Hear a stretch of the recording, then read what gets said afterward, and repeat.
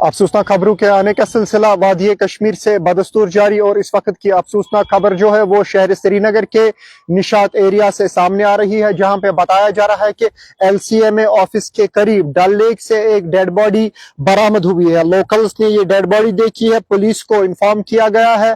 Police जाई मौके पे पहुंच के इस डेड बॉडी को अपनी तहवील में लेके मेडिकल लीगल फॉर्मेलिटीज पूरी कर आगे भेजा गया है। इस नौजवान की शिनाख्त भी सामने आई है, और इस नौजवान की शिनाख्त आदिल अहमद के बतौर हुई है। 30 साल के आसपास इसकी एज बताई जा रही है, जो रहने वाला निशात एरिया का है। डेड बॉडी इसकी निशात एरिया से ही डल लेक से बरामद हुई है, LCMA ऑफिस के करीब, और पुलिस ने जाई मौके पे पहुंच के इसकी बॉडी को अपनी तहवील में लिया है। ये कहना अभी काबिल अज़ वक्त होगा क्या ये खुदकशी है, कत्ल है, क्योंकि केस में इस हवाले से बाज़ाब्ता पुलिस ने केस दर्ज किया है और तहकीकात चल रही है। इतना तो हम वसूख से कह सकते हैं, अगर ये कत्ल है तो जिसने भी ये किया उसने एक इंसान को नहीं बल्कि पूरी इंसानियत को कत्ल किया।